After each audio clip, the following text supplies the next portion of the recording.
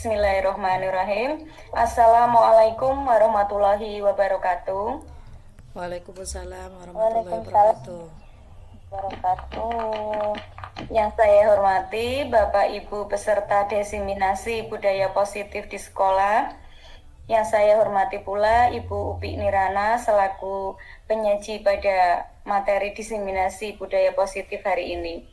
Pertama dan utama, marilah kita panjatkan puji syukur kehadirat Allah Subhanahu wa Ta'ala yang telah melimpahkan rahmat-Nya kepada kita semua, sehingga pada siang hari ini kita dapat berkumpul dalam acara diseminasi budaya positif tanpa ada halangan apapun. Yang kedua kalinya, sholawat dan salam marilah kita haturkan pada junjungan kita Nabi Agung Muhammad Sallallahu Alaihi Wasallam yang senantiasa kita nantikan syafaatnya di yaumul akhir nanti. Saya di sini selaku moderator akan membacakan susunan acara pada diseminasi kali ini. Yang pertama yaitu pembukaan, yang kedua penyajian materi, yang ketiga tanya jawab, dan yang terakhir penutup. Untuk menyingkat waktu, marilah acara ini kita buka bersama dengan bacaan basmalah. Bismillahirrahmanirrahim. Terima kasih Bapak Ibu, semoga dengan bacaan basmalah tadi acara diseminasi pada siang hari ini dapat berjalan dengan lancar. Memasuki acara yang kedua yaitu penyajian materi yang akan disampaikan oleh Ibu Upi Nirana. Monggo waktu sepenuhnya saya serahkan kepada Ibu Upi Nirana. Oke, terima kasih Bu Atin atas kesempatannya. Bapak Ibu yang saya hormati di sini, terima kasih atas kehadirannya berkenan mengikuti acara diseminasi berbagi pemahaman dan pengalaman budaya positif di sekolah yang saya selenggarakan. Di sini saya hanya sekedar sharing Bapak Ibu atas informasi yang sudah saya dapat. Semoga nanti kita bisa belajar bersama sehingga nantinya kita bisa menjadikan anak didik kita lebih baik lagi, pribadi yang mampu bersaing di abad 21. Oke, Bapak Ibu, saya mulai acaranya. Slide selanjutnya Bu Atin.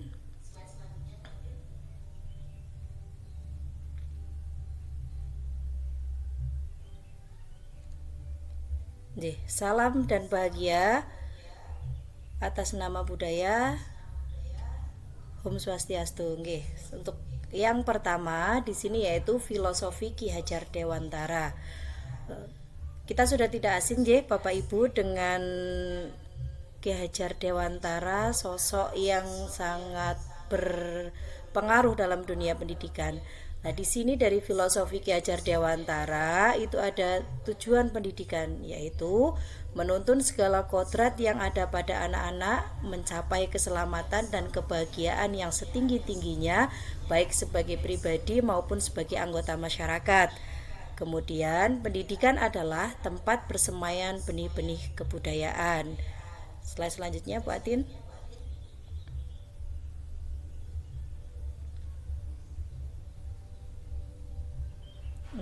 Dari pemikiran Ki Hajar Dewantara itu ada tiga pokok dasar pemikiran dari Ki Hajar Dewantara Bapak Ibu. Yang pertama yaitu pembelajaran yang berpusat pada anak, kemudian pendidikan menuntun kodrat anak, dan trilogi pendidikan. Misal pembelajaran yang berpusat pada anak itu bagaimana? Bapak Ibu biasanya sudah melakukan ini di sekolah misalnya dengan penggunaan media pembelajaran, kemudian model pembelajaran yang Bapak Ibu sudah lakukan. Ini biasanya kegiatan berpusat kepada anak, entah itu melalui metode pembelajarannya, kemudian melalui diskusinya, semua itu sudah Bapak Ibu lakukan. Semuanya memang kegiatan pembelajaran itu tujuan akhirnya itu kepada anak, kita menghamba kepada anak, jadi anaklah sebagai objek dari pembelajaran kita. Kemudian yang kedua, pendidik menuntun kodrat anak. Di sini pendidik memang kita sebagai pendidik itu harus menuntun kodrat anak. karena anak pada dasarnya itu memiliki kodratnya masing-masing. Hal ini bisa dipengaruhi misal dari lingkungan di mana dia tinggal, kemudian bagaimana dia dibesarkan. Nah, di situ kodrat anaknya membawa masing-masing. Jadi kita harus menghargai setiap perbedaan yang ada pada anak. Ngoten Bapak Ibu. Kemudian yang ketiga yaitu trilogi pendidikan yang terkenal yaitu Ing Ngarsa Sung Tulodo, Ing Madya Mangunkarsa, Tutwuri Handayani. Ini yang terkenal dari Ki Hajar Dewantara. Bapak Ibu. Lanjut Bu Atin. Yang selanjutnya yaitu nilai-nilai seorang guru penggerak. Nah, di sini dari nilai-nilai guru penggerak ini bisa kita implementasikan ke semua guru. Apa saja itu? Ada berpihak pada murid, mandiri, reflektif, kolaboratif, dan inovatif. Lanjut.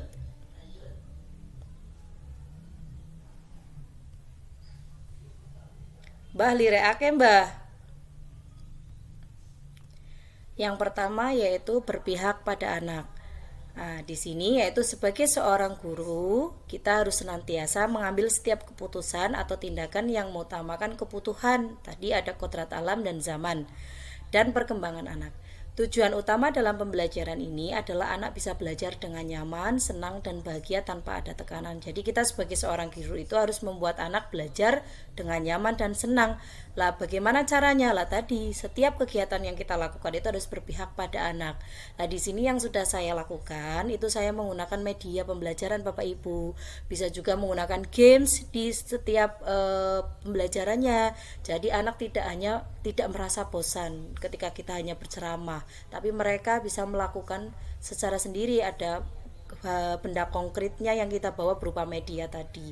Ada games di tengah-tengah pembelajaran yang bisa membuat pembelajaran lebih menarik. Ngoten, lanjut.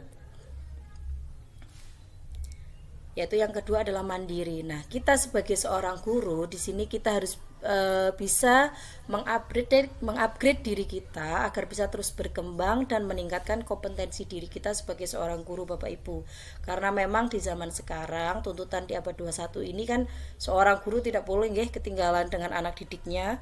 Masa anak didiknya sudah bisa bermain HP dan laptop, kita tertinggal. Nah, kita perlu mengupgrade diri kita, misalnya dengan apa Bapak Ibu? Misalnya dengan aktif mengikuti kegiatan pengembangan diri, misal diklat-diklat tentang TIK, ada juga misal dengan mengikuti seminar-seminar yang bisa membuat diri kita lebih berkembang lagi. Kemudian kita juga bisa mengikuti Bapak Ibu komunitas praktisi atau yang ada dalam sekitar lingkungan sekolah kita, KKG, kemudian ada komunitas guru kelas tinggi atau komunitas apa yang bisa kita ikuti untuk bisa mengembangkan diri kita lebih baik lagi. Seperti itu nggih Bapak Ibu. Lanjut. Yang ketiga yaitu reflektif. Di sini kita sebagai seorang guru Bapak Ibu harus selalu melakukan refleksi dan evaluasi diri dalam setiap pembelajaran terutamanya. Karena untuk apa? Ketika kita sudah melakukan evaluasi, kita bisa menilai diri kita apa yang sudah kita lakukan, apakah saya perlu memperbaiki ataupun apa yang harus saya kembangkan lagi supaya bisa menjadi pribadi yang lebih baik lagi. Seperti itu, nggih. Lanjut. Selanjutnya yaitu kolaboratif. Di sini sebagai seorang guru, kita harus berusaha melatih diri untuk menjadi coach bagi guru yang lain atau saling berkolaborasi.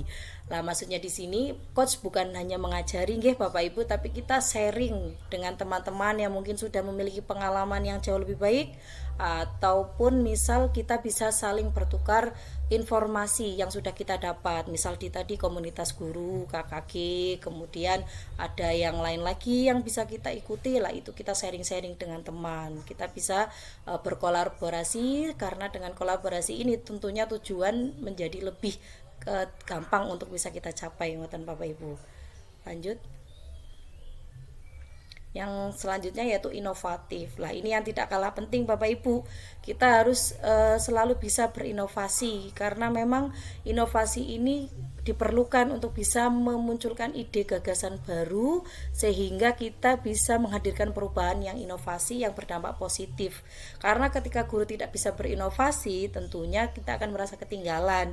Dan ketika kita bisa berinovasi misalnya dengan media pembelajaran, model pembelajaran yang kita bisa lakukan kepada anak didik kita, tentunya itu jauh lebih bagus nggih daripada kita hanya stuck di posisi nyaman seperti itu nggih Bapak Ibu. Lanjut. Selanjutnya setelah kita tadi sudah tahu apa yang harus kita lakukan, di sini ternyata kita memiliki peran Bapak Ibu. Peran kita dari peran guru penggerak ini satunya itu menjadi pemimpin pembelajaran.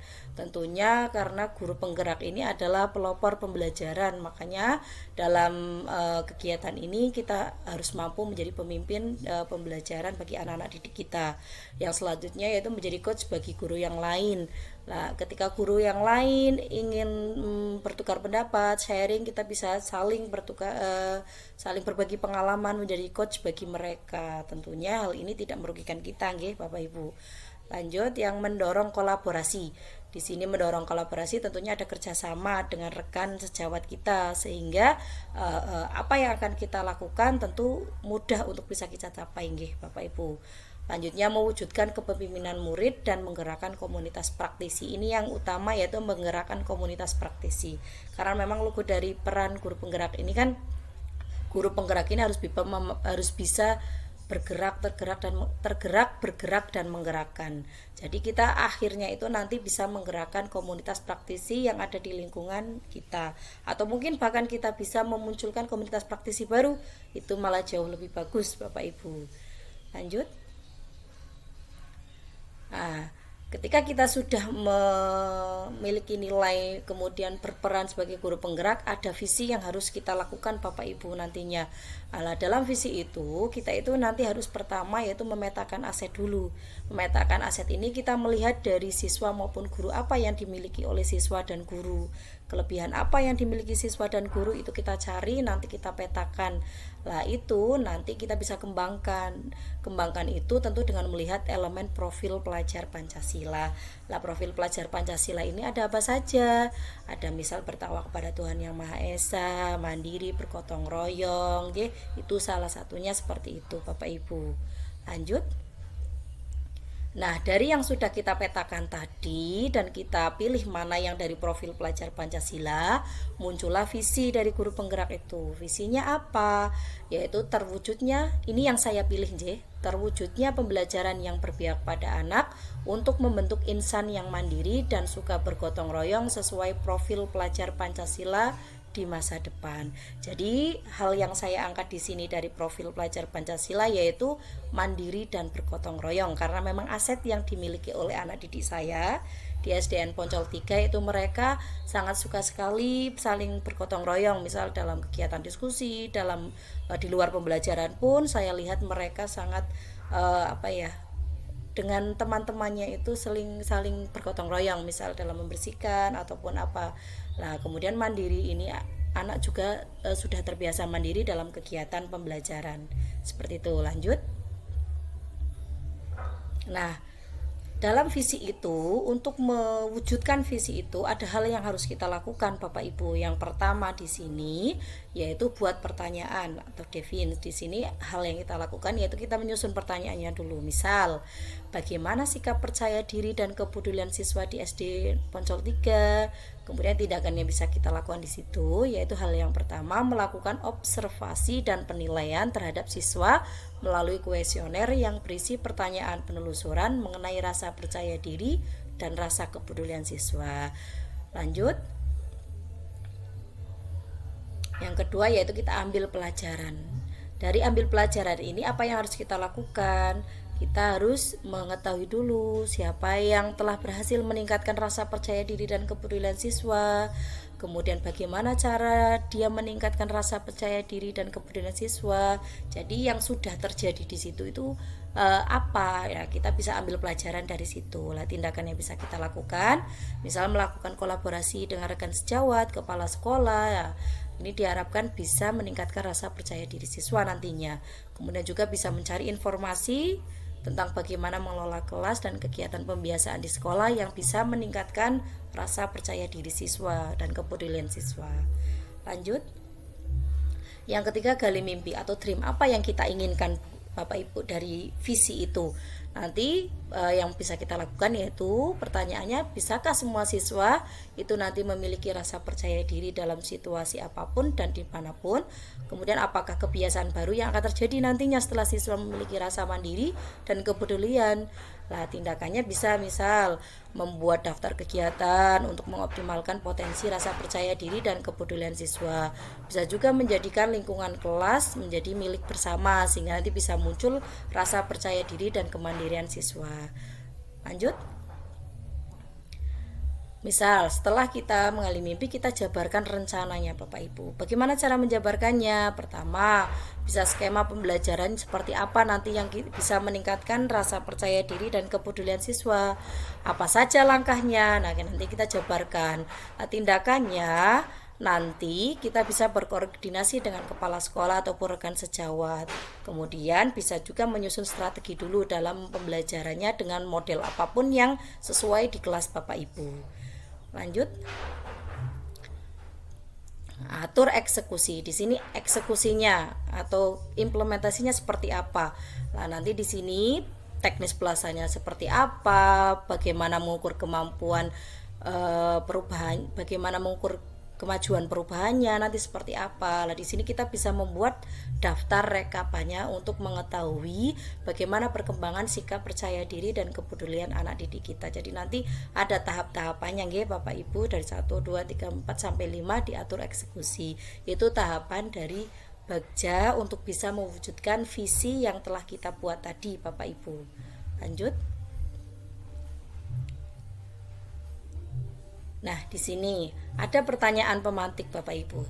Apakah Anda setuju dengan pertanyaan ini? 1. Hukuman dapat mendisiplinkan anak. Coba, saya ingin tahu respon dari Bapak Ibu dengan pernyataan ini Bapak Ibu. Apakah hukuman itu bisa mendisiplinkan anak? Coba, Bu Resti bisa, bagaimana, apakah Anda setuju atau tidak Bu Resti dengan pertanyaan ini? Hukuman bisa mendisiplinkan anak. Setuju tidak Bu? Atau mungkin Bu Win setuju? Bisa, Bu. Oh bisa. Oh itu pendapat dari Bu Resti. Kalau Bu Win, bagaimana Ibu? Apakah Anda setuju dengan hukuman ini dapat mendisiplinkan anak? Tombol mic-nya bisa dipencet dulu Ibu.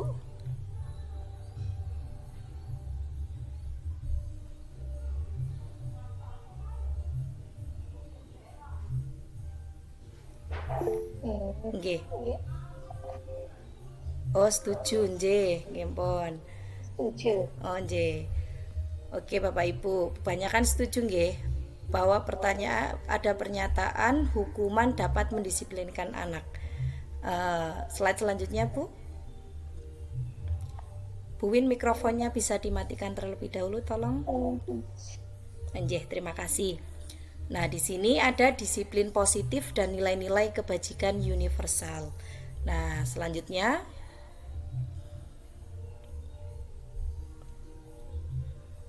di sini ada misal perubahan paradigma.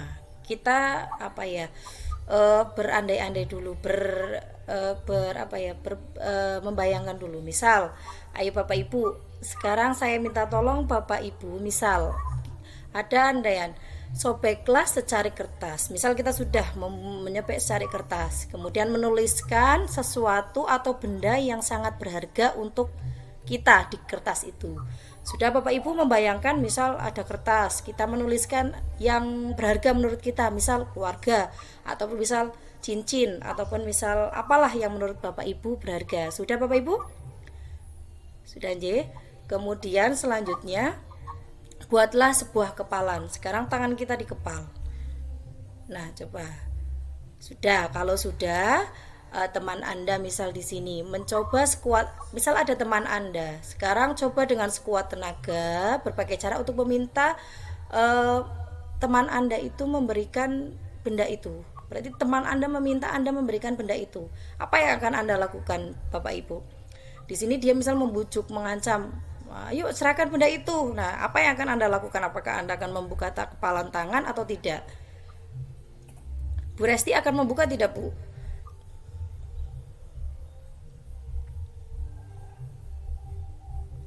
Oh, Bu Her, nggih. Akan membuka tidak, Bu Resti? Tidak. Oh, tidak. J.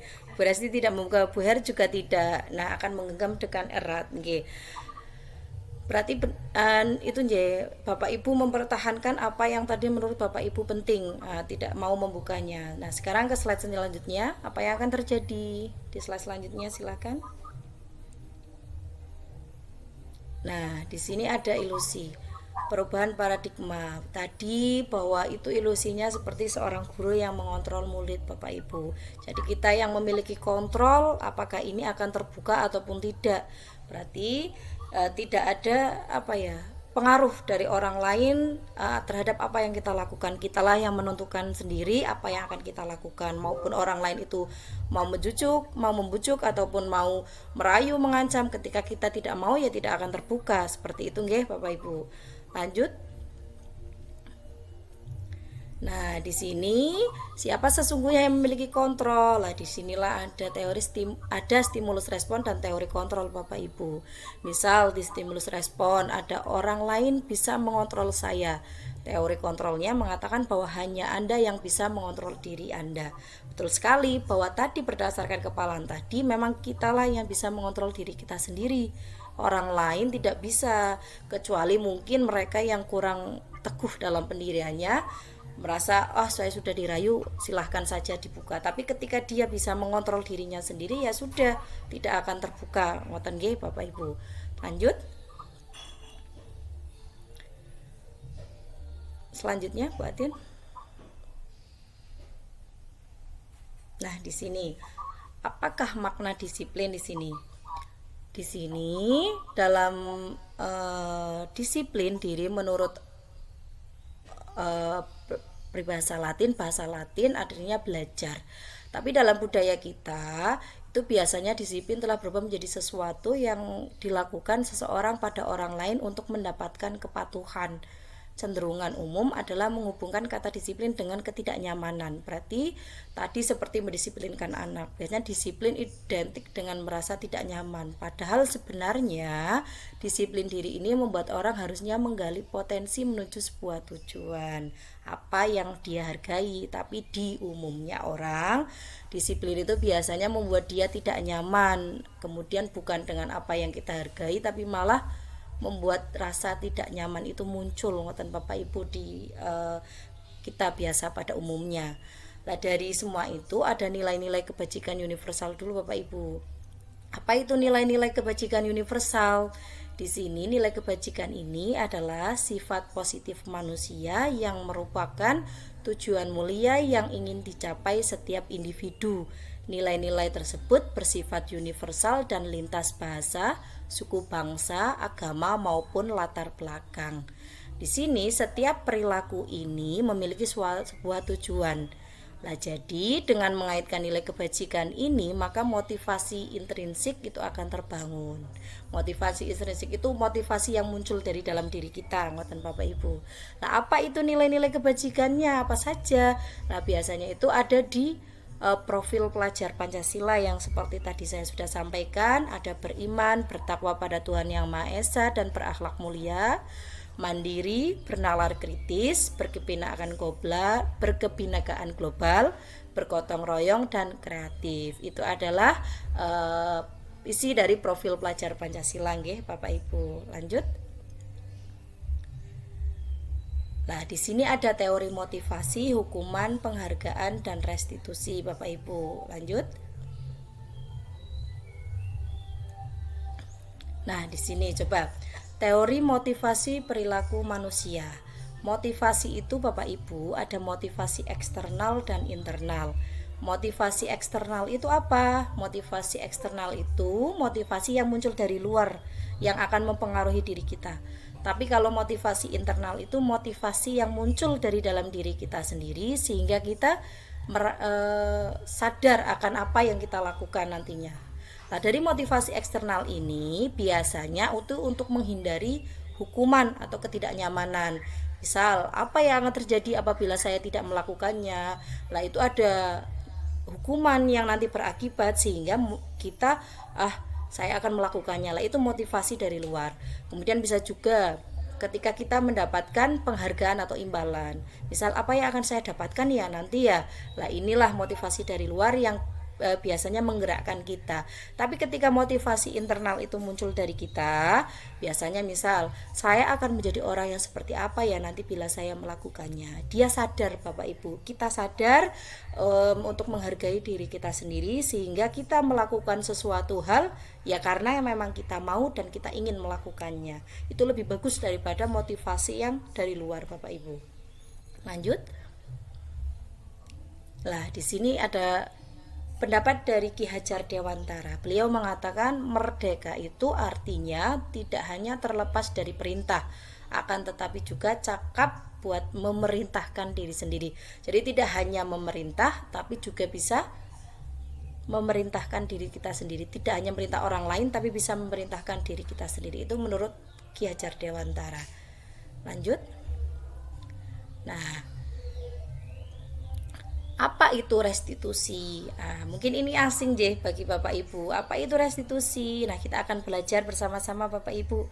Saya juga masih belajar. Di sini kita belajar bersama. Lah, yang sudah saya dapat itu restitusi adalah proses menciptakan kondisi bagi murid untuk memperbaiki kesalahan mereka sehingga mereka bisa kembali pada kelompok mereka dengan karakter yang lebih kuat.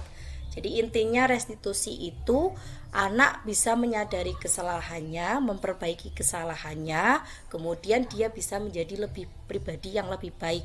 Dia sadar sendiri bukan karena paksaan ataupun hukuman, tapi tadi motivasi internalnya dia sendiri muncul sehingga oh iya saya salah, saya harus memperbaiki diri saya. Seperti itu yang dinamakan restitusi, Bapak Ibu. Lanjut.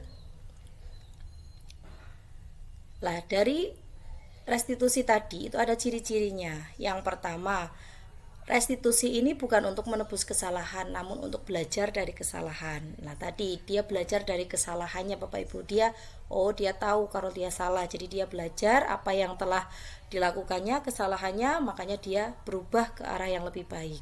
Yang kedua yaitu memperbaiki hubungan. Kemudian ciri yang lain juga bisa fokus pada karakter bukan tindakan. Kemudian yang paling utama adalah fokus pada solusi. Jadi restitusi ini itu nanti ada solusinya. Ketika anak sudah tahu apa yang dia lakukan salah, kemudian dia menyadari apa kesalahannya, lah kemudian dia mencari solusi sendiri. Oh, saya harus seperti ini. Setelah saya datang terlambat, apa yang harus dia lakukan? Nanti dia mikir sendiri, oh berarti saya harus bangun lebih pagi, ataupun mungkin saya harus mengatur jadwal supaya bisa tidak terlambat. Dia sadar sendiri, Bapak Ibu. Jadi bukan atas perintah orang lain, tapi karena kesadaran dirinya sendiri. Matan lanjut. Nah, di sini ada keyakinan kelas. Nanti ada materi keyakinan kelas. Apa itu keyakinan kelas? Nah, kenapa tidak aturan saja? Mengapa harus keyakinan kelas? Apa sih bedanya? Yang biasa kita tahu peraturan Bapak Ibu, di kelas itu ada peraturan, tapi kita asing dengan keyakinan kelas. Apa itu keyakinan kelas? Nah, di sini ada pernyataan misal, mengapa kita memiliki peraturan untuk menggunakan helm? Mengapa kita memiliki peraturan 3M? Mengapa kita memiliki peraturan harus datang tepat waktu? Nah, itu aturan. Nah, untuk mendukung motivasi intrinsik, kembali ke nilai-nilai atau keyakinan lebih menggerakkan seseorang dibandingkan mengikuti serangkaian aturan. Ketika ada aturan, itu cenderung kita merasa terpaksa. Tapi ketika ada keyakinan kelas, keyakinan yang kita yakini itu benar, maka kita menjadi lebih tergerak melakukannya sendiri, Bapak Ibu. Ini dibandingkan dengan aturan yang mengikat kita atau memaksa kita. Biasanya seperti itu, Bapak Ibu. Lanjut. Nah, misal di sini ada peraturan kelas. Nah, di sini ada peraturan kelas, datang tidak terlambat, kemudian bisa membuang sampah di tempat sampah. Itu adalah aturan kelas. Kemudian yang selanjutnya ada keyakinan kelas. Nah, di keyakinan kelas ini itu ada aturan-aturan yang kita sepakati bersama di kelas itu. Keyakinan kelas ini dimunculkan dari anak, kemudian disepakati bersama. Lah kemudian muncullah itu menjadi keyakinan kelas. Karena itu telah disepakati bersama-sama anak, kemudian mereka tahu konsekuensi dari apa yang telah dilakukannya nanti ketika mereka melanggar. Seperti itu nggih, Bapak Ibu. Lanjut, kemudian keyakinan kelas ini akan membentuk lingkungan yang positif. Ketika keyakinan kelas ini sudah terbiasa, sudah dilakukan, maka muncullah lingkungan yang positif. Ketika lingkungan positif ini, lingkungan sudah positif, tentu muncullah budaya positif yang telah terbiasa atau membudaya di lingkungan kelas tersebut. Seperti itu nggih, Bapak Ibu. Lanjut. Nah, di sini yang mana merupakan keyakinan kelas? Sebelah kiri atau sebelah kanan itu keyakinan kelas. Itu contohnya ada kesepakatan kelas. Yang pertama datang tepat waktu. Kami guru dan murid yang saling menyayangi. Itu ada nggih. Kemudian aktif dalam pembelajaran. Kami murid yang peduli dengan teman-teman. Nah, inilah keyakinan kelas nggih Bapak Ibu. Kenapa? Karena keyakinan kelas ini adalah serangkaian aturan yang kita sepakati bersama. Lanjut.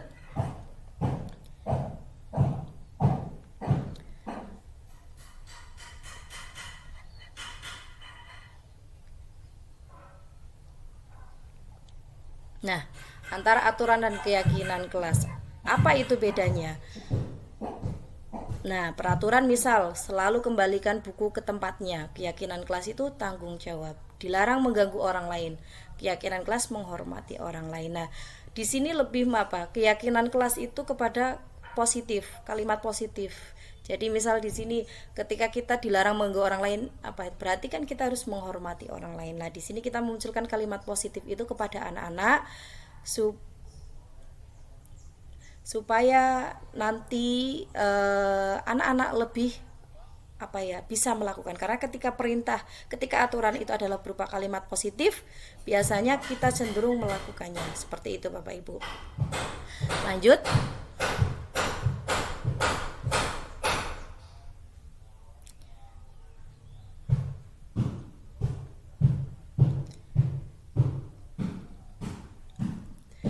Nah, di sini ada dihukum oleh penghargaan. Nah, kita biasanya ketika kita memperoleh penghargaan, kita di sini akan menurunkan kualitas kita. Misal bisa jadi kita mematikan kreativitas kita juga bisa. Penghargaan ini bisa mengurangi motivasi intrinsik kita. Oke, jadi Bapak Ibu, ketika penghargaan itu tidak selalu bersifat positif, kadang juga bisa bersifat negatif. Ngoten Bapak Ibu, oke? Lanjut.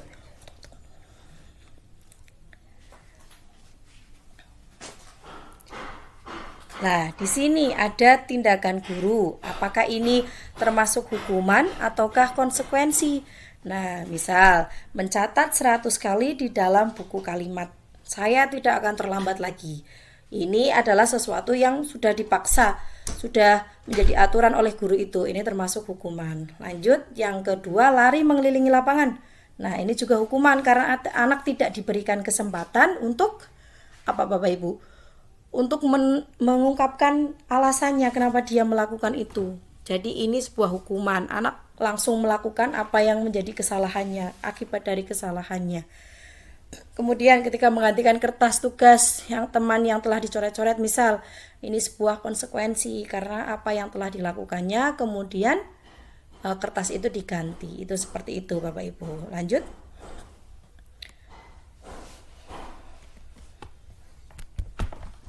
Nah, ininya perbedaan hukuman dan konsekuensi. Kalau hukuman itu sesuatu yang menyakitkan harus terjadi. Kalau konsekuensi ini harus terjadi.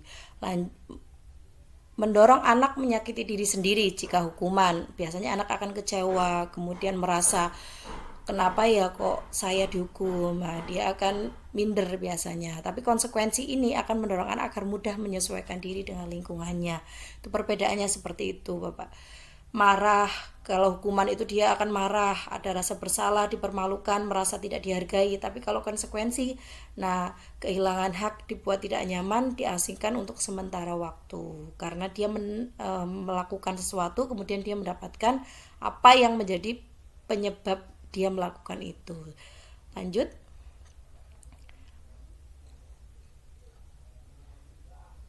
Nah, di sini ada konsekuensi dan restitusi. Apa itu konsekuensi? Apa itu restitusi? Ya, konsekuensi ini sesuatu itu harus terjadi, tapi ketika restitusi itu merupakan pilihan karena anak mencari solusi sendiri.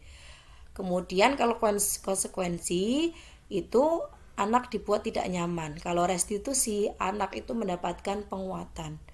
Kalau konsekuensi penguatan hanya bertahan dalam jangka waktu pendek, restitusi ini masalah terpecahkan karena ada solusi tadi. Ketika konsekuensi, anak menghormati peraturan, tapi kalau restitusi, anak menghormati dirinya dan orang lain. Karena tadi memang tujuan dari restitusi adalah untuk bisa menghargai dirinya sendiri dengan menemukan solusi dari permasalahannya sendiri, Bapak Ibu. Lanjut.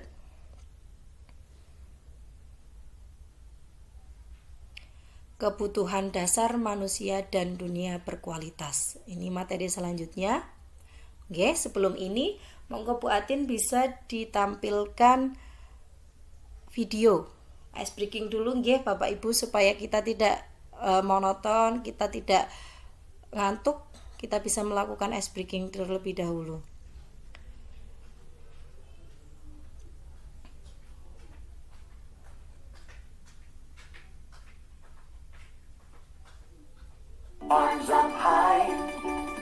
Ye, Bapak Ibu bisa mengikuti nggih, monggo.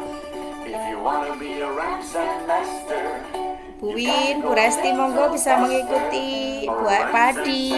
Nggih, monggo.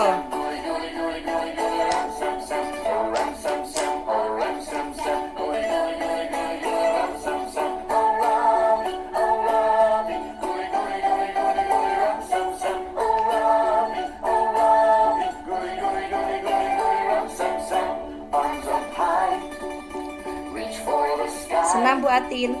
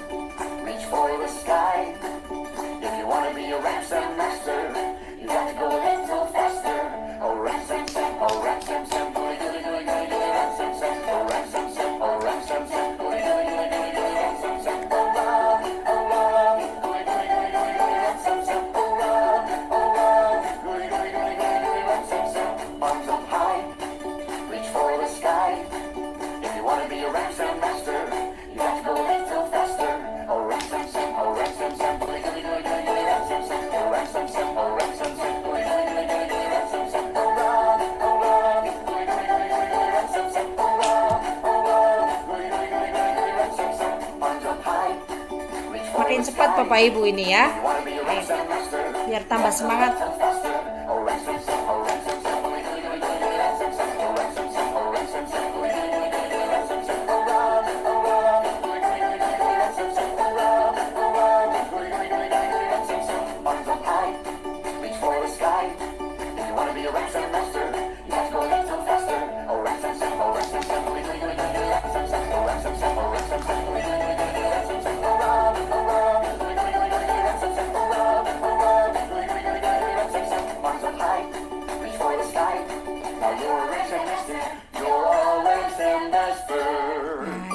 Terima kasih Bapak Ibu, tepuk tangan untuk semuanya nggih. Are you a Ramsay master?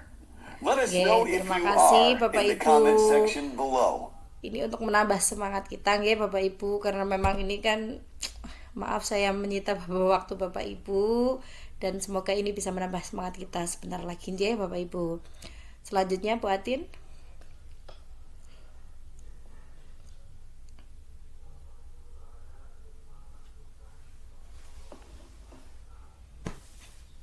Nah, kita lanjutkan nggih Bapak Ibu. Di materi selanjutnya ini ada kebutuhan dasar manusia Bapak Ibu. Yang tadi kita lakukan juga ini kebutuhan dasar kita Bapak Ibu. Tadi kita salah satu kebutuhan dasar yang sudah kita penuhi tadi adalah fun atau kesenangan. Nah, ketika kita melakukan kepenatan tadi, melakukan aktivitas misal selama 1 minggu penuh, nah kita mencari sebuah kesenangan. Tadi misal kita melakukan kegiatan ini merasa jenuh, nah kita tadi melakukan ice breaking untuk apa? Untuk mencari kesenangan. Nah, itu salah satu kebutuhan kita. Kemudian ada juga kebebasan atau freedom. Ini juga salah satu kebutuhan kita, nggih. Kemudian ada power, penguasaan, ada kasih sayang dan rasa diterima. Kemudian ada yang paling utama adalah kebutuhan untuk bertahan hidup atau survival. Lanjut.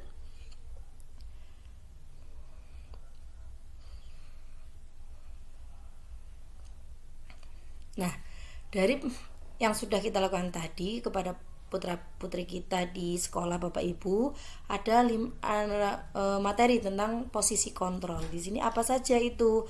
Ada 5 posisi kontrol Bapak Ibu. Selanjutnya, 5 posisi kontrol itu yaitu diantaranya 1, penghukum, kedua pembuat orang merasa bersalah, kemudian teman, pemantau, dan manajer. Apa bedanya di sini? Kalau penghukum itu biasanya kita yaitu anak nantinya, dampaknya pada anak nanti dia akan selalu mengulangi kesalahannya. Karena apa di sini yang dilakukan guru? Biasanya kalau penghukum itu nanti guru menghardik atau menyakiti anak. Bisa dengan kata-kata ataupun dengan perilaku. Biasanya seperti itu Bapak Ibu. Kemudian kalau pembuat orang merasa bersalah, nanti dampaknya pada anak apa? Dia akan merasa rendah diri. Nah, biasanya di sini berbuat atau berperilaku seperti apa?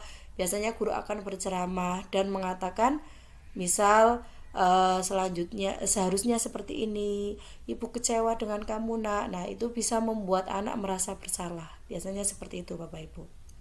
Kemudian ketika kita seorang guru berperilaku sebagai teman, nah di sini dampaknya pada anak apa? Dia akan lemah, tidak mandiri, dan tergantung. Biasanya yang sering muncul adalah tergantung.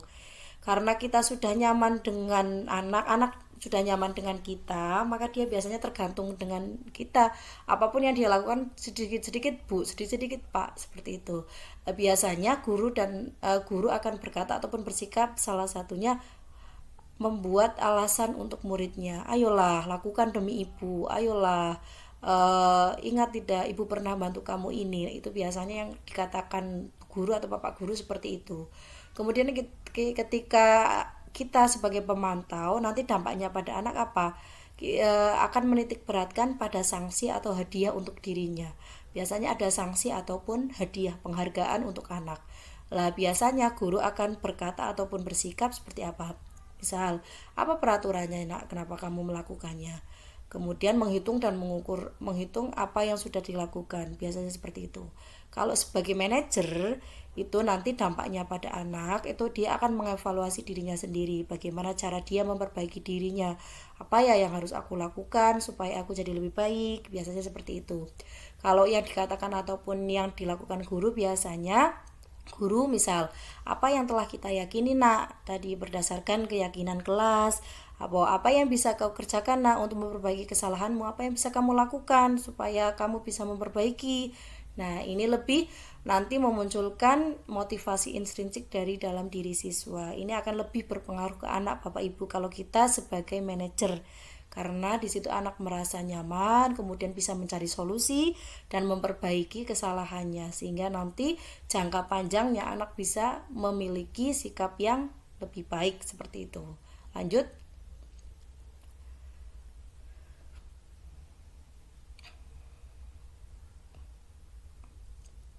Nah, ini ada contohnya Bapak Ibu, ada pertanyaan seperti ini. Pernyataan seperti ini, saya kecewa sekali dengan kamu nak. Nah, ini biasanya pembuat orang merasa bersalah karena nanti anak akan menjadi kecewa. Kalau kamu tidak pernah benar melakukannya, ini penghukum karena langsung menjudge anak salah tanpa memberikan kesempatan kepada anak untuk menyampaikan alasan kenapa dia melakukannya. Langsung biasanya diberi tanpa memperdulikan apa yang akan dikatakan oleh anak, dia langsung kamu salah kayak gitu. Kemudian jika dia jadi teman, ayolah lakukan demi ibu, demi bapak, ayolah, jangan seperti itu. Biasanya teman seperti itu merasa nyaman, tapi dampaknya nanti ketergantungan seperti yang tadi. Kemudian jika jadi pemantau, apakah kamu mau mendapatkan stiker, ada iming-iming imbalan ataupun tadi seperti stiker itu kan imbalan. Nah, di sini sebagai pemantau. Kalau sebagai manajer, bagaimana kamu bisa menyelesaikan masalah ini, Nak? Nah, di sini anak mencari solusi sendiri, Bapak Ibu. Dia bisa menemukan sendiri solusinya dan nantinya diharapkan bisa melakukannya. Lanjut. Nah, di sini ada segitiga restitusi. Misal dalam kelas kita nanti terjadi sebuah permasalahan dengan anak didik kita, Bapak Ibu. Nah, ada segitiga restitusi di sini untuk bisa menyelesaikannya. Ada tahapannya. Tahapannya ini ada 3, Bapak Ibu. Yang pertama apa? Menstabilkan identitas anak dulu, lanjutannya menanyakan keyakinannya, kemudian validasi kebutuhannya. Seperti apa sih lengkapnya supaya lebih jelas, nggih? Ini kan tidak terlalu jelas. Nah, ini ada contohnya. Lanjut, Mbak Tin. Misal, dalam menstabilkan identitas Bapak Ibu, apa yang bisa kita lakukan di sini? Misal, ada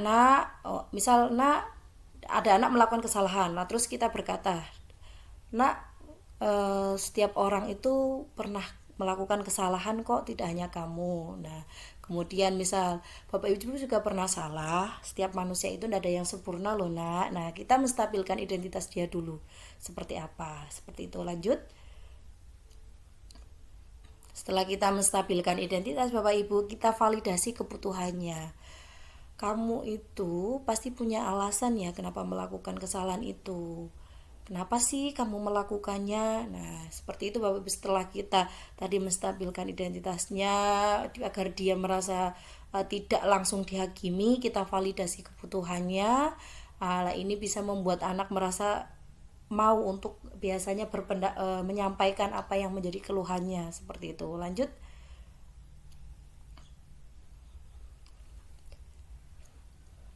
Nah, di sini menanyakan keyakinan.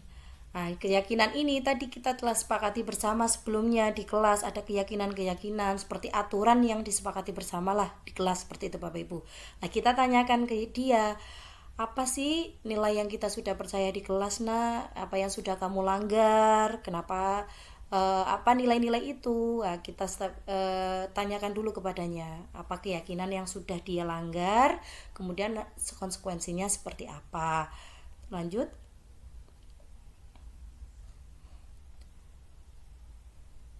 Nah, di sini ada contoh Bapak Ibu, kita bisa lihat bersama, J. Di sini ada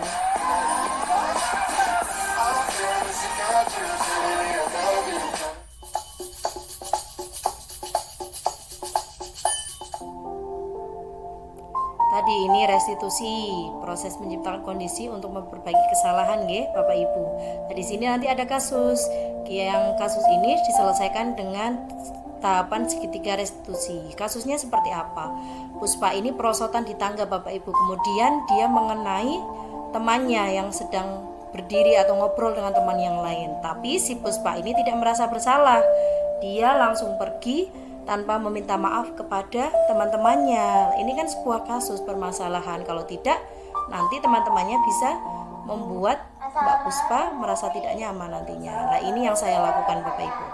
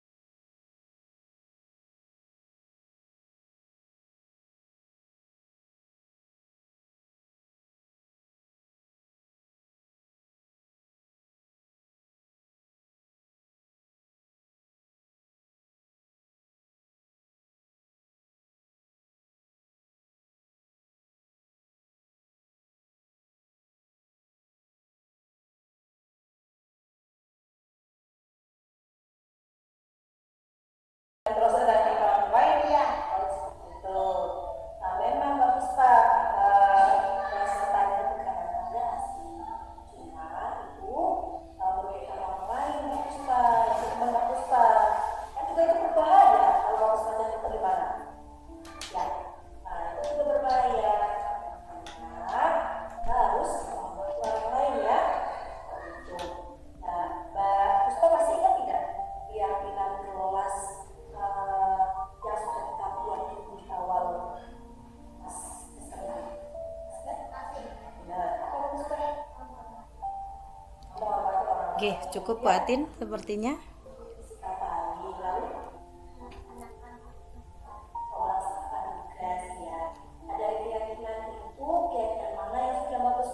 Bisa di stop Bu Atin.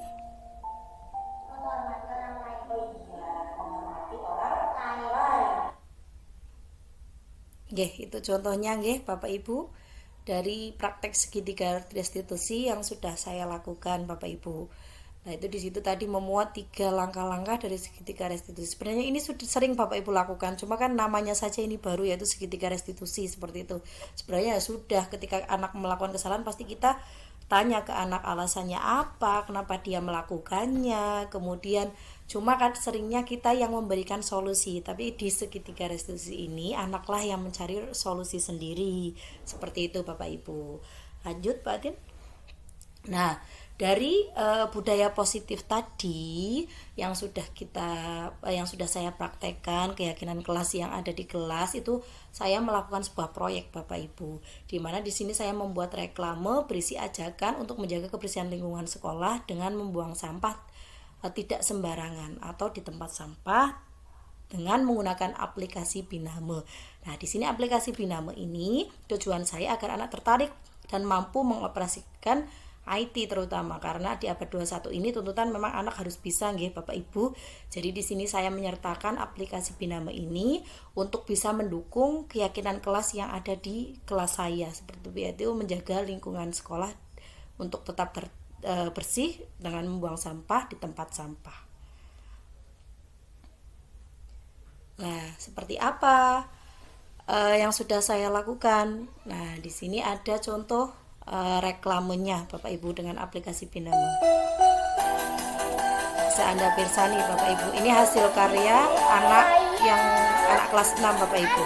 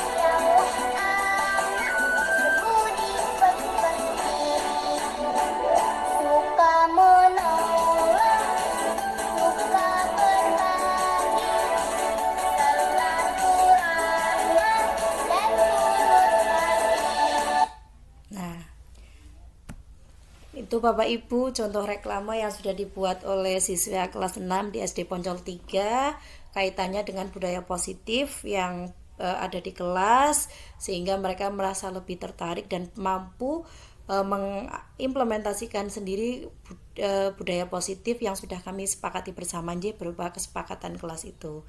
Lanjut Pak Atin. Oke, sudah selesai Bapak Ibu. Itulah pemaparan diseminasi budaya positif yang bisa saya sampaikan. Saya di sini tidak bermaksud menggurui Bapak Ibu, nggih. Saya hanya sekedar sharing apa yang saya sudah dapatkan. Semoga dari pemaparan ini kita bisa menjadi pribadi atau pendidik yang mampu membuat peserta didik kita ke arah yang lebih baik lagi dengan ya Ki Hajar Dewantara yang pengalaman-pengalaman beliau kita bisa mencontoh, kemudian dari budaya positif ini kita bisa menerapkannya di kelas kita masing-masing. Seperti itu nggih Bapak Ibu. Terima kasih untuk perhatiannya. Sekarang waktunya saya kembalikan sepenuhnya kepada Ibu moderator Bu Atin, monggo.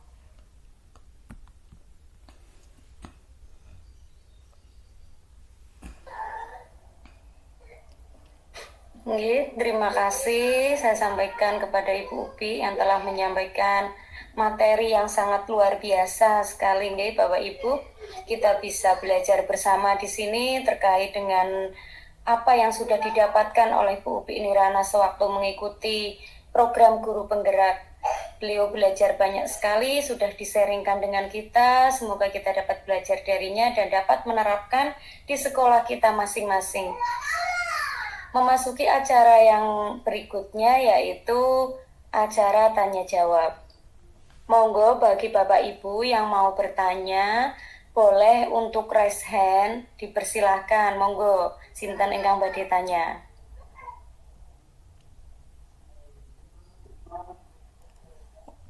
Oh, Lewat chat ada pertanyaan ini Bu Upi. nggih. Bu Win dulu enggak apa-apa. Nggih chat nanti kedua nggih. Bu Win dulu yang sudah membuka mic nggih. Nggih. Monggo Bu. Assalamualaikum warahmatullahi wabarakatuh. Waalaikumsalam warahmatullahi wabarakatuh. Ya, Bu Fik, saya mau bertanya ya.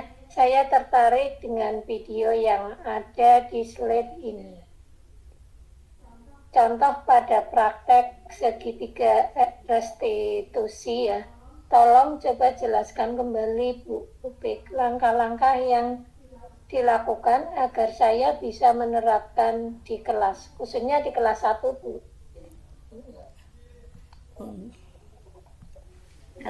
Terima kasih pertanyaannya Bu Win. Bagaimana Bu Upik, sudah jelas pertanyaannya? Nggih, sudah jelas Bu. Sudah dijawab mawon nggih. Nggih. Nggih Bu, Bu Win saya mencoba menjawab nggih Bu Win. Tadi Bu Win meminta saya untuk menerangkan kembali bagaimana langkah-langkah dari segitiga restitusi. Sederhananya seperti ini Bu. Misal di kelas 1 terutama nggih, di kelas 1 ada anak yang misal terlambat datang ke sekolah. Seperti itu. Dia datang terlambat. Nah, di sini Bu Win berarti tidak hanya langsung misal biasanya kan Bu Win menanyakan alasannya. Misal datang terlambat karena saya bangunnya kesiangan Bu. Nah, seperti itu. Nanti biasanya Bu Win langsung, oh iya besok jangan datang terlambat lagi ya. Biasanya Bu Win yang langsung memberikan solusi. Nah, di sini coba duduk, maksudnya ngobrol dengan anak. Misal tidak secara formal tidak apa-apa. Ketika di kelas jam istirahat ataupun ada ketika anak istirahat, Bu Win duduk di samping anak itu, sekedar seperti nyaman saja, membuat suasana nyaman. Pertama Bu Win tanyakan dulu, misal, oh Dinda tadi datang terlambat ya? Iya Bu. Lah kemudian Bu Win misal menyampaikan, oh iya Mbak Dinda, Bu Win juga pernah terlambat kok datang ke sekolah. Jadi tanya, mesti stabilkan dulu identitasnya, seperti itu, tanyakan dulu. Kemudian setelah itu nanti Bu Win tanyakan, kenapa sih Mbak Dinda kok bisa terlambat? Nah nanti kan anak mulai bercerita Bu, oh saya terlambat Bu, bangunnya kesiangan tadi, belum sarapan, atau semalam boboknya kemalaman, seperti itu. Nah nanti dari itu kan Bu Win bisa menyampaikan, oh Mbak Dinda bangunnya kesiangan. Oh jadi seperti itulah. Mbak Dinda tahu ndak dari kesepakatan kelas yang kita buat, Mbak Dinda datang ke sekolahnya jam berapa? Jam 7 Bu. Oh, tadi Mbak Dinda datangnya jam berapa? 7:15 misalnya seperti itu. Nah, tadi berarti Mbak Dinda salah ndak? Oh iya salah Bu. Dia jadi tahu salahnya dia itu di mana, dia menyadarinya sendiri. Kemudian ketika dia sudah sadar, nanti Bu Win baru, lalu setelah Mbak Dinda tahu itu salah, Apa yang harus Mbak Dinda lakukan? Jadi dia mencari solusi sendiri, Bu. Di sini biasanya nanti anak saya berarti tidak boleh tidak terlambat lagi ya, Bu. Caranya gimana, no? Berarti bubuknya lebih kasih, Bu, tidak malam-malam, jadi bangunnya lebih pagi. Nah, jadi dia sendiri yang menemukan itu, Bu Win, bukan Bu Win yang memberikan solusi itu, tapi dia sendiri yang mencarinya. Kemudian, oh kalau begitu berarti saya harus seperti ini ya, Bu. Iya, jadi dia sadar sendiri seperti itu, Bu Win. Secara singkatnya, secara sederhananya seperti itu praktek ke anak, Bu. Pripun, Bu Win? Iya, terima kasih Bu, penjelasannya sudah saya pahami. Oh, nggih. Matur nuwun, Bu Win. Iya, terima kasih. Nggih, sami-sami. Terima kasih Bu Win atas pertanyaannya yang bagus sekali, dan tadi sudah dijelaskan panjang lebar dan jelas nih sama Bu Upi. Semoga dapat diterima dan dapat diterapkan di sekolah Bu Win. Untuk penanya berikutnya, monggo dipersilahkan. Ini di chat ada, Bu. Oh, mau yang di chat. Oke, nggih. Saya bacakan nggih. Dari Pak Adi Chandra. Bu mau tanya, bisa dijelaskan apakah restitusi bisa dilakukan untuk kelompok? Jelas Bu Upi pertanyaannya? Nggih, jelas, Bu. Oke.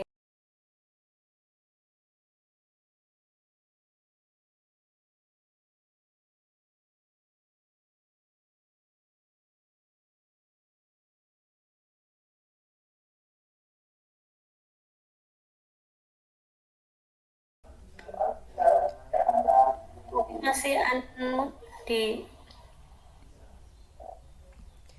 Nggih. Nggih, Bu, saya coba menjawab nggih. Menurut saya, sepengetahuan saya bisa Pak siapa namanya tadi? Pak Chandra nggih. Nggih, Pak Chandra. Kalau seketika restitusi ketika dilakukan dalam kelompok bisa, tapi dengan kasus misal yang sama mungkin dalam sebuah kelompok. Karena misal ada 3 anak yang melakukan kesalahan bersama-sama dan itu samalah, maksudnya apa, kasusnya, sehingga kita anak bisa mencari solusi sendiri dengan kasus yang sama, tidak maksudnya berbeda, satunya terlambat, satunya ini ya mungkin bisa, tapi alangkah baiknya mungkin kasusnya sama. Jadi ketika kita menstabilkan identitas, kita menanyakan keyakinan kelas itu apa ya, anak tahulah ketiga ini, misal ketiga anak tersebut atau dalam kelompok itu sadar kesalahannya, kemudian mencari solusinya pun lebih mudah karena kasusnya sama kan nggih. Misal ditanya tadi seperti terlambat, kenapa kalian terlambat? Oh, karena datang kesiangan Bu bangunnya. Nah, solusinya apa? Nah, ketika misal dalam kelompok itu sama apa namanya kasusnya, maka mereka bisa mencari pilihan opsi solusi. Solusinya tidak hanya satu, mungkin satunya mungkin tidak tidur terlalu malam, satunya harus bangun lebih pagi, satunya mungkin harus bisa memanage waktu, seperti itu. Nah, misal pun dalam kasus berbeda ya bisa, tapi tidak bisa langsung mereka mencari, nanti mereka malah bingung karena ini kan apa ya, kasusnya berbeda. Ketika mungkin lebih bagusnya secara individu dipanggil, karena takutnya anak nanti malu dengan temannya. Kalau ketika dipanggil pribadi kan lebih ke apa ya, face to face, anak lebih nyaman lah, takutnya dia malu dengan temannya. Tapi ketika kasusnya sama mungkin itu bisa dibarengkan nggih, praktek segitiga restitusinya. Tapi ketika kasusnya berbeda, saya takutkan nanti bisa anak menjadi malu ketika temannya tahu, nanti dia bilang ke temannya. Seperti bagusnya sih secara individual saja, pribadi kita panggil, tapi ketika kasusnya sama tidak apa-apa, mungkin dipanggil bersamaan. Seperti itu Pak Chandra. Bagaimana Bapak? Iya Bu, bisa diterima. Berarti kata kuncinya kasusnya sama ya Bu. Itu menurut saya Bapak, baiknya seperti itu. Ya Bu, terima kasih. Nggih.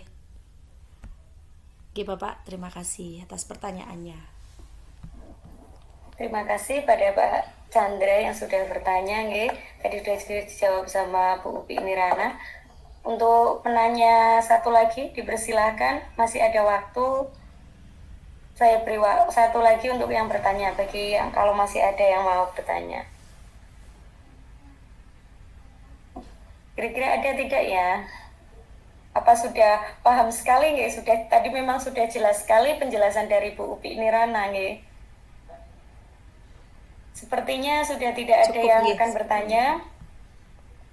Oke, kalau sudah tidak ada, alhamdulillah.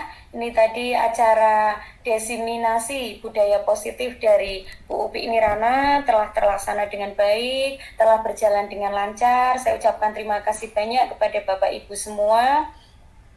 Kita memasuki acara yang terakhir, yaitu penutup. Marilah kita tutup acara ini dengan bacaan hamdalah bersama. Alhamdulillahirrahmanirrahim. Terima kasih, saya selaku pembawa acara mengucapkan terima kasih banyak kepada seluruh Bapak Ibu di semua Bapak Ibu di sini yang telah berkenan hadir dalam acara diseminasi. Semoga amal baik Bapak Ibu diterima oleh Allah Subhanahu wa taala. Saya selaku acara mohon maaf yang sebesar-besarnya manakala banyak kesalahan saya dalam bertutur kata, baik disengaja maupun tidak disengaja. Saya akhiri, billahi taufik wal hidayah. Wassalamualaikum warahmatullahi wabarakatuh. Waalaikumsalam warahmatullahi wabarakatuh. Terkendala dengan sinyal, monggo bisa membuka kamera, kita foto bersama dulu nggih Bapak Ibu. Nggih. Yuk, walaupun sudah siang, tetap tersenyum nggih. Jempolnya Ayo, mana? senyumnya 1, 2, 3.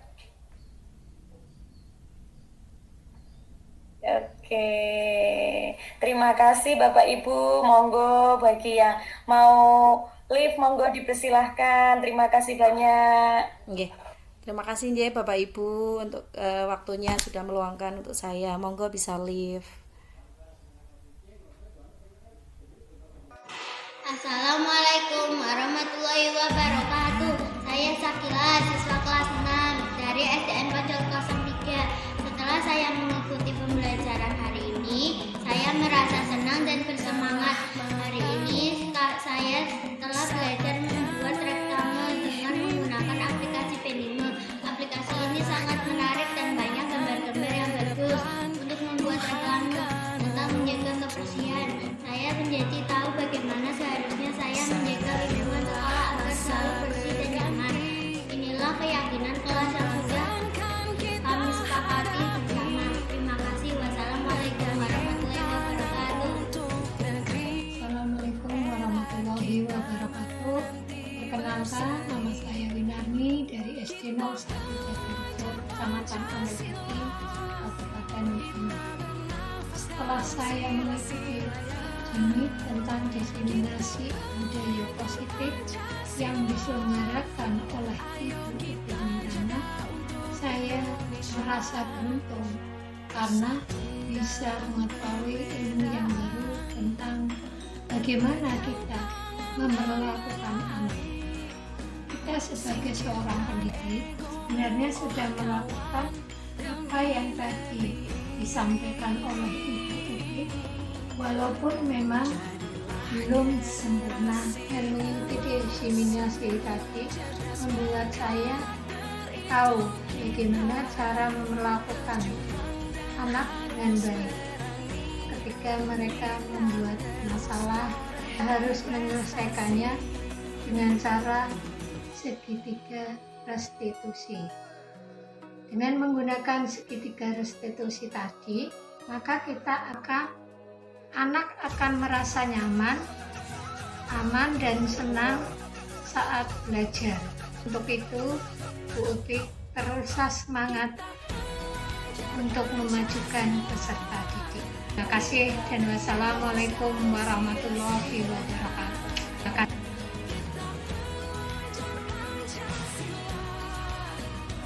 Saya CGP Angkatan 6, tergerak, bergerak, menggerakkan.